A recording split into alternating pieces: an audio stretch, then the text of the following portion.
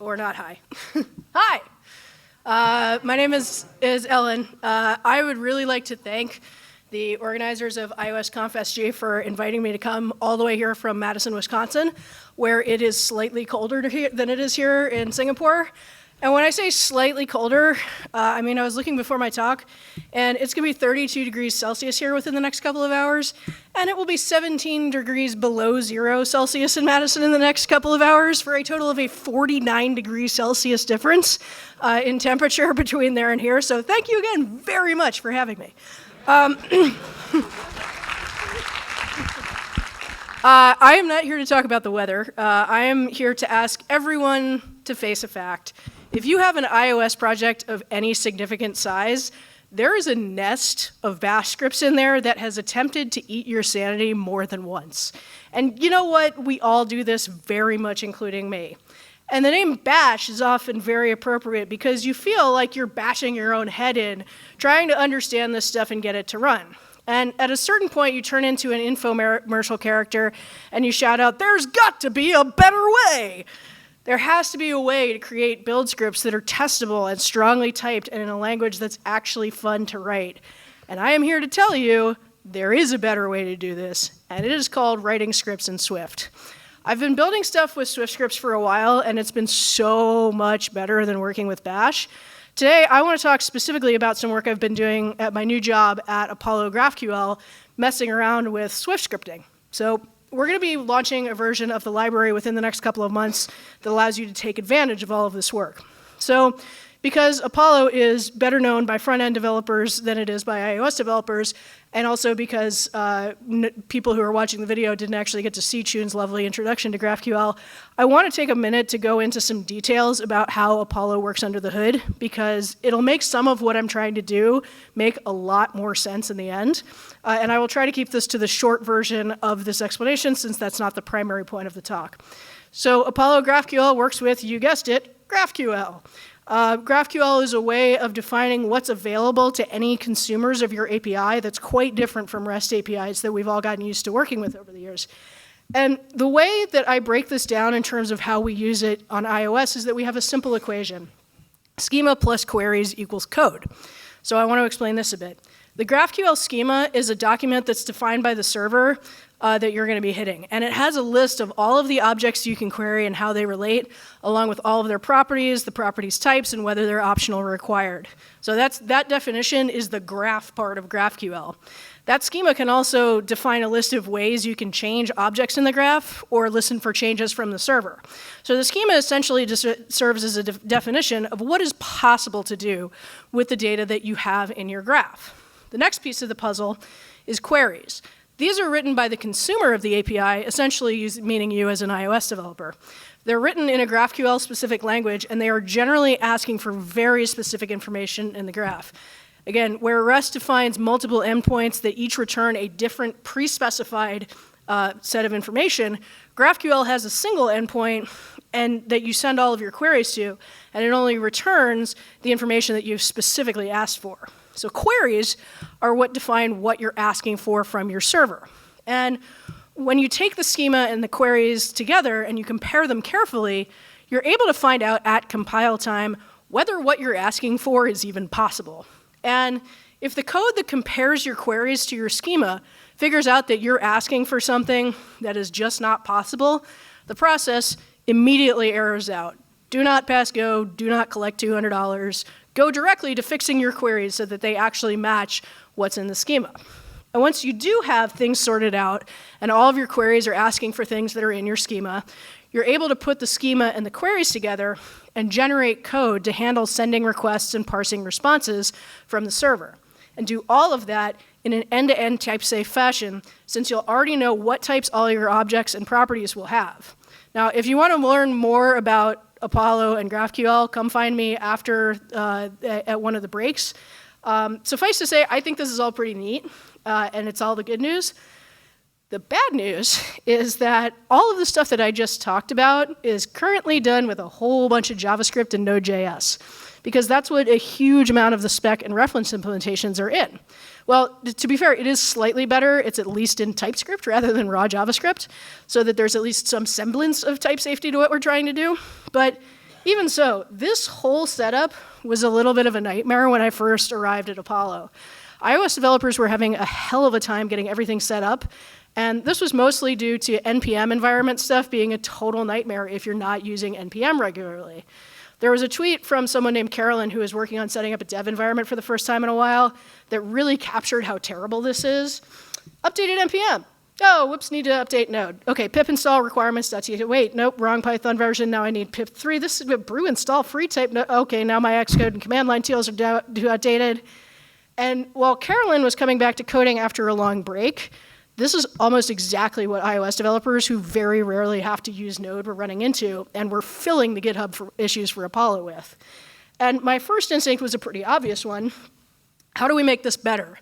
I wanted to try to fix the problem and be done with it. And I did some investigation, and the real long-term answer is that we need to move a lot of stuff from our Node-based code generation to Swift.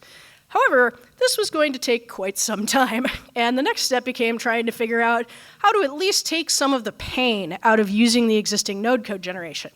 And one thing that we found was that it was possible to bundle all of the Node code so it could be downloaded without having to worry about NPM and versions and all that crap. And while this wasn't an ideal situation, it was at least a pretty significant improvement in developer experience, because in the old version, each individual developer consuming our library had to write a whole bunch of bash to make sure everything was up to date and ready to go. And after this change, most of the bash that had to be written moved to being written by the library maintainer, who was me.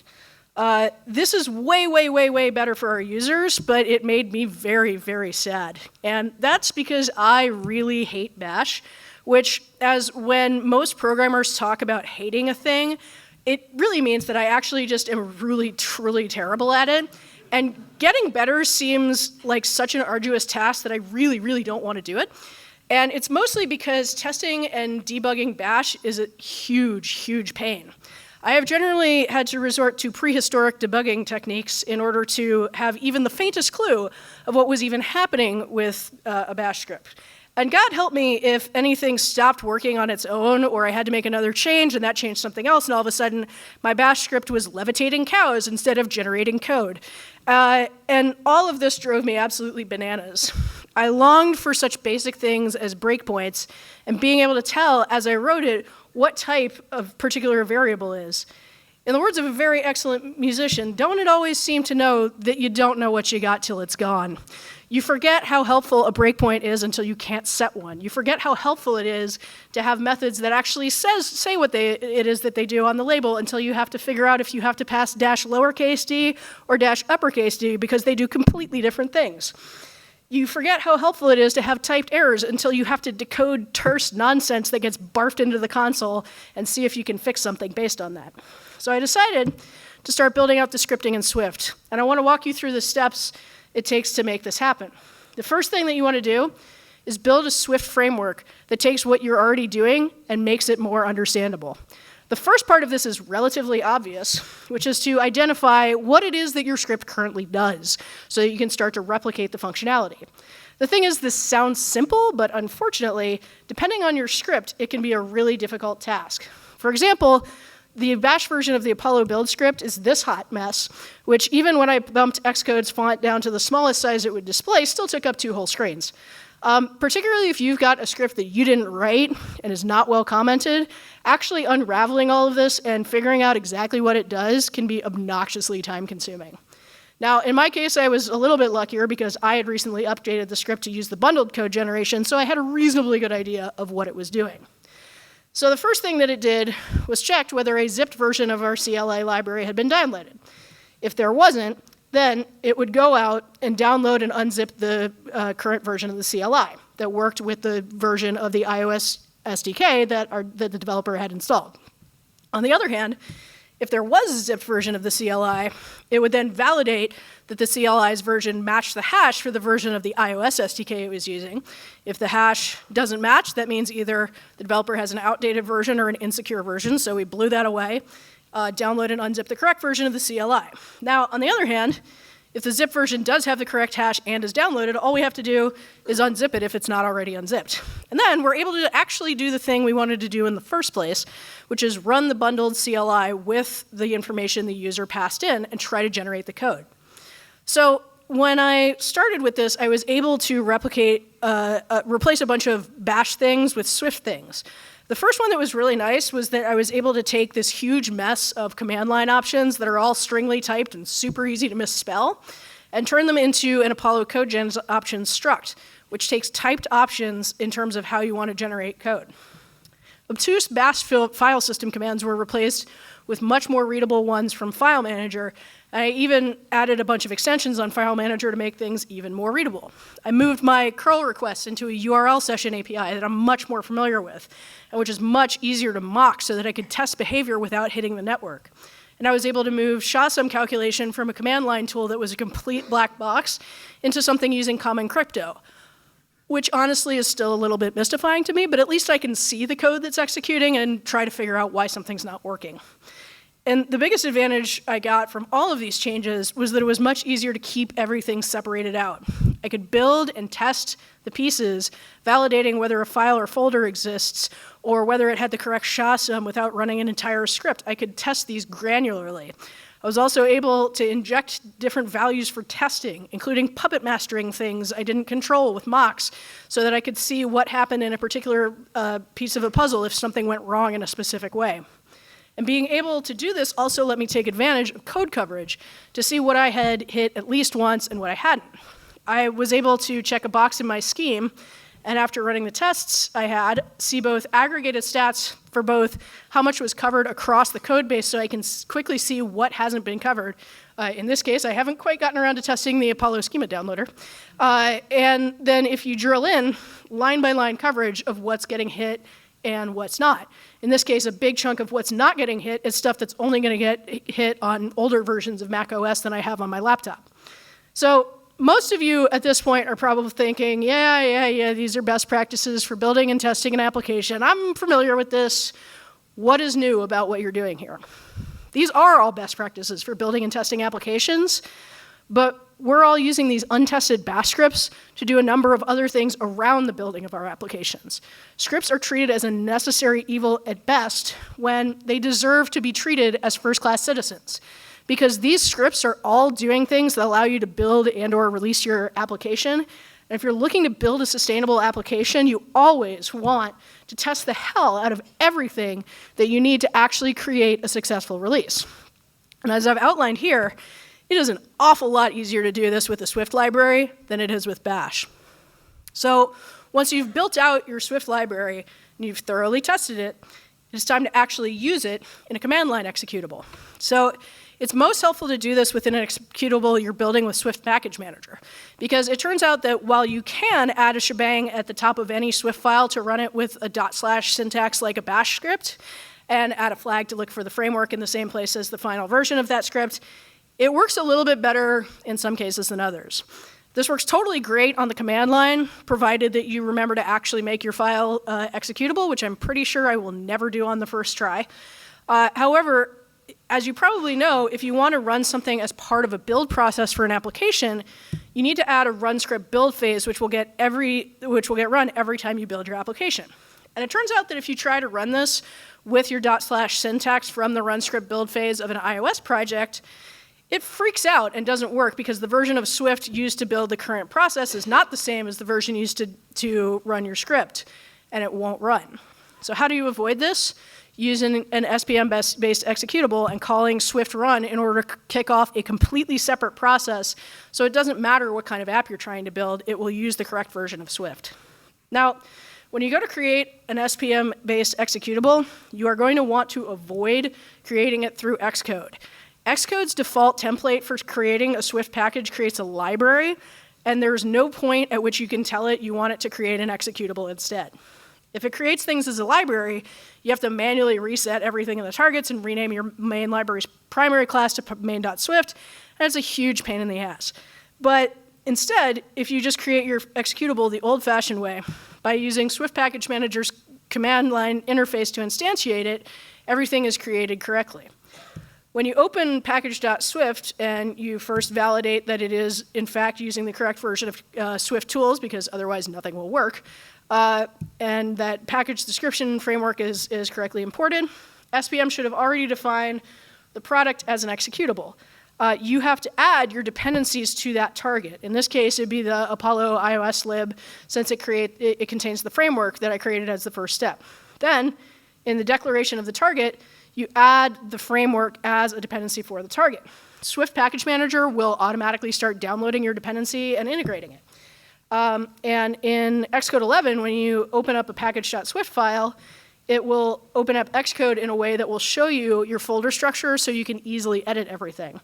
It'll also automatically create a scheme for you to use. Now, one thing to be aware of, a lot of stuff in build scripts requires some kind of reference to the source root so that it can go through and find the various things you need in order to output what you want. This information isn't automatically provided when you open up a Swift Package Manager project. Even if it's in the same sort of general folder structure as your main application, you're not going to have any access to where is my code living, so that you can get to the point that you want to. To be able to access that within an executable, you need to go into your scheme and provide the local value for your source root. Now, this is only running your executable separately from your application. When you run it from a build script run phase, this is actually not necessary because the Xcode environment will get passed in automatically and you'll have access to this directly. So for running it outside of the environment, I have found that source root needs to be hard-coded.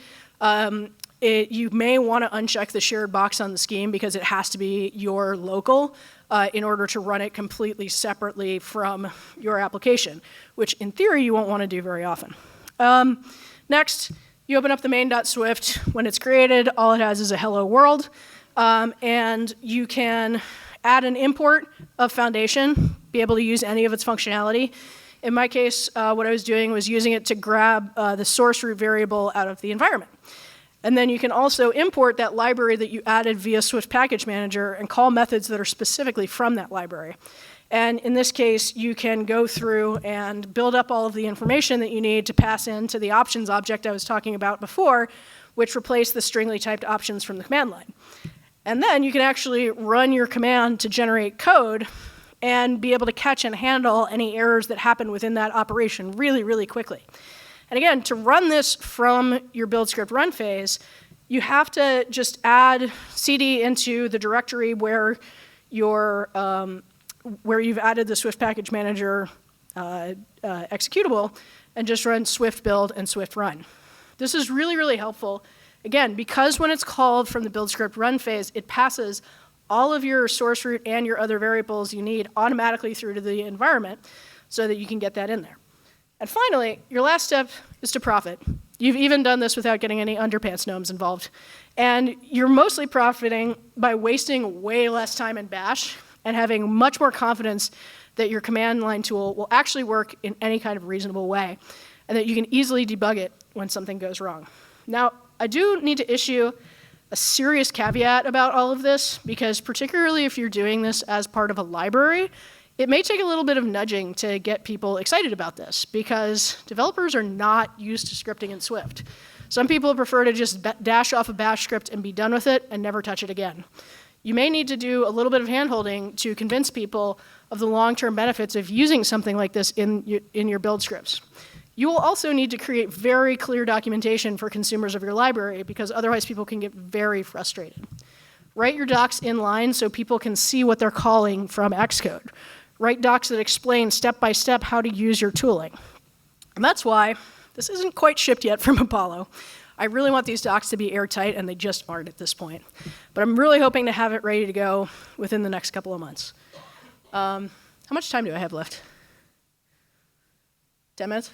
Okay. I'm going to do something a little bit dumb. And that is, I'm going to show you how to do this. Whoops. I would try to do something a little bit dumb if this was actually charging my computer. Sweet. Hold, please.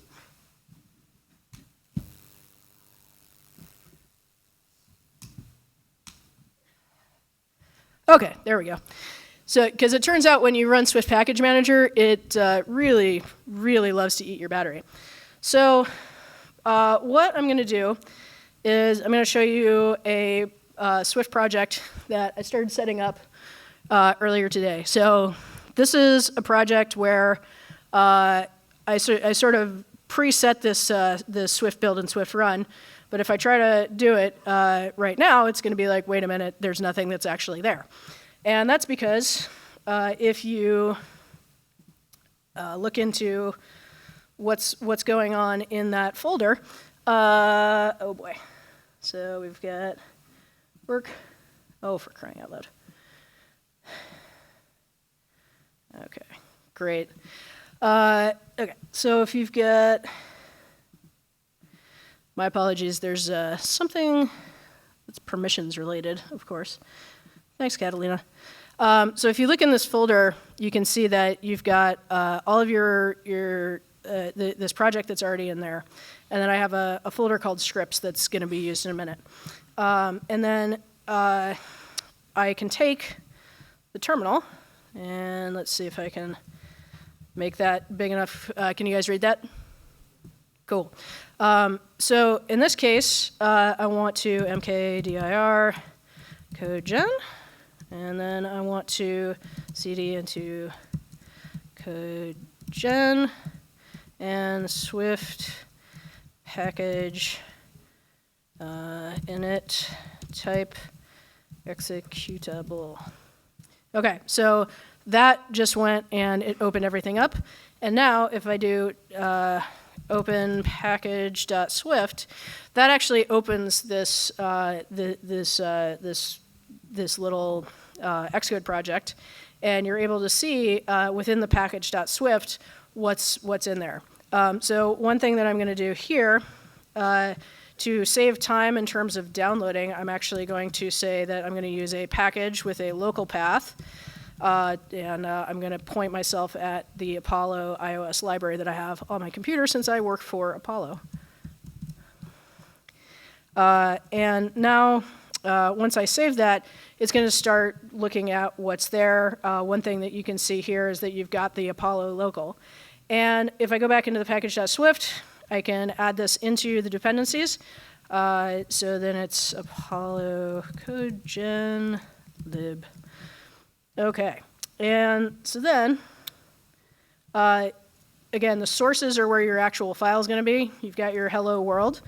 And in this case, I'm just going to import Swift, or no, sorry, Apollo codegen lib. And I'm going to call something really simple just to make sure that it's working. So codegenlogger.log, and then say, okay, hello world.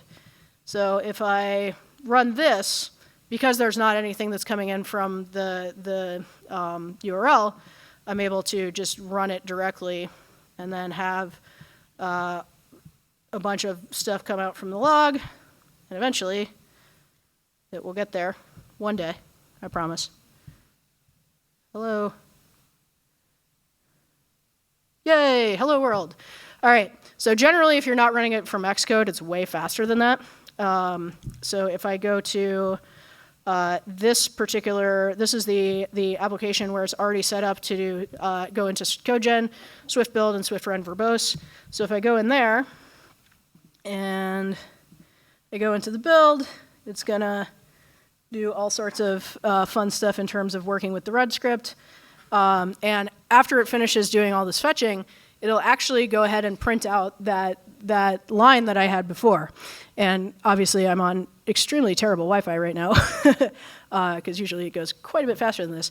But what that basically means is now I am calling from my application into the script that I just built, and I'm able to have that script run things that are in the library that I've built and I've tested and I've got ready to go. And while this is sitting here thinking very hard about building, I'm going to pull up, or I'm just going to make all of my windows disappear. Or I'm going to make a robot talk to us. Jesus Christ. All right. Nice. Okay. Well, and that completely worked super well. Yeah, sorry. Entry point main. Oh yeah, here we go. That part worked at least. And so I was able to actually get that to print out, and it looks like some of the compile issues are actually coming from Swift. So thanks, Swift. You're the best. What I'm going to do is grab sort of what was originally in this main the first time that I built it out.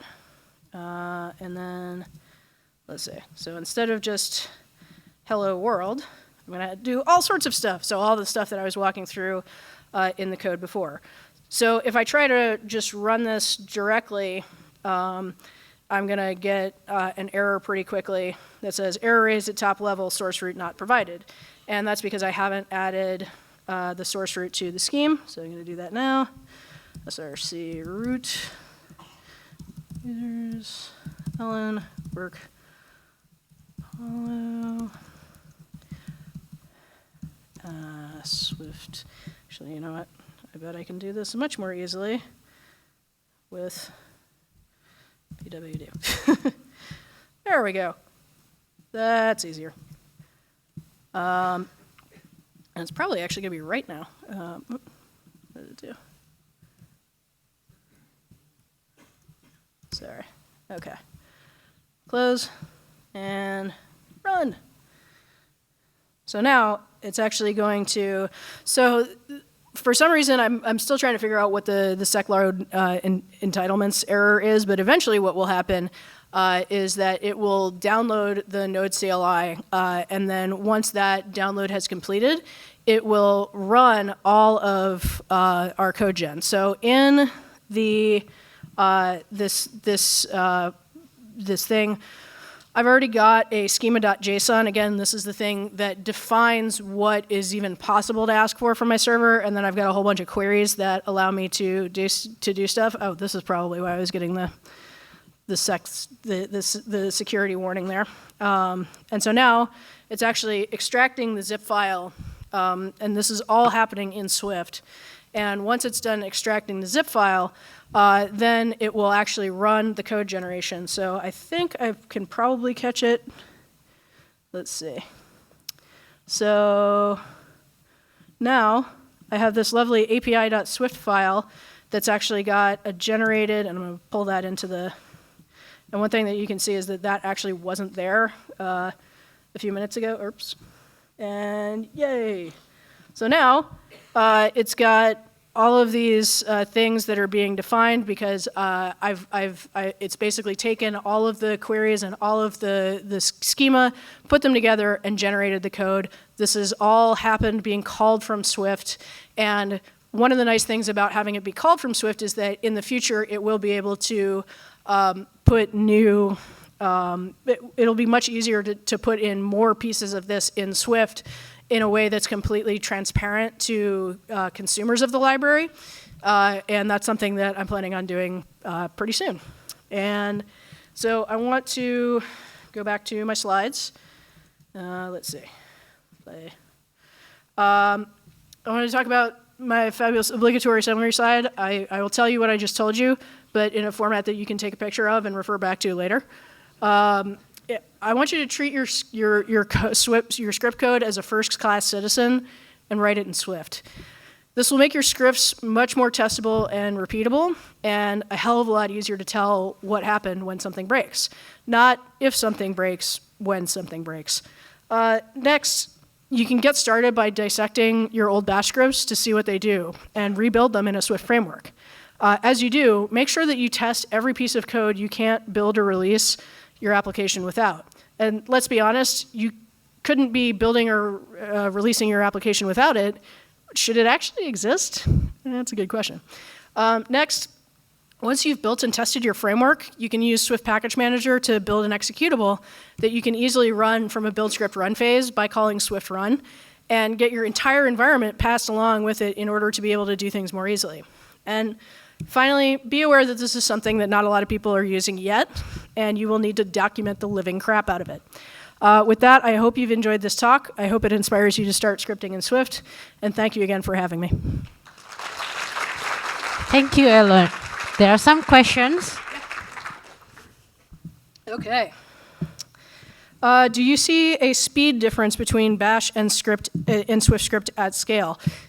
Anytime that you're adding more steps in terms of what needs to happen, yeah, you're going to see some speed differences. The speed differences that I've seen are fairly minimal, particularly because you can precompile all of the Swift stuff. Once it's actually compiled, if you're not making changes to the executable, then you should just be able to run it without having to recompile. Let's see. What about the preference to scripting Ruby in Fastlane? Because so many iOS tools like Fastlane are written in Ruby. This is a great question, mostly because using the same definition of hate as I used for Bash, I hate Ruby. I think one of the things that you have to recall in terms of both CocoaPods and Fastlane is that both of those came out before Swift. A lot of the longstanding iOS tools that exist that are written in Ruby are ones that existed before Swift came along and really have a large user base and support base of people who actually do know how Ruby works. And people who are actually fans of how Ruby works. There was, in the early 2010s, there was a pretty significant number of Ruby developers who moved into writing iOS code, and that's a big piece of why there's a lot of tooling that's written in Ruby. Also because trying to write tooling in Objective-C, I can confirm from personal experience, is really awful. And so that's why I think a lot of sort of older tooling is doing that. I think more and more tooling is going to move towards Swift.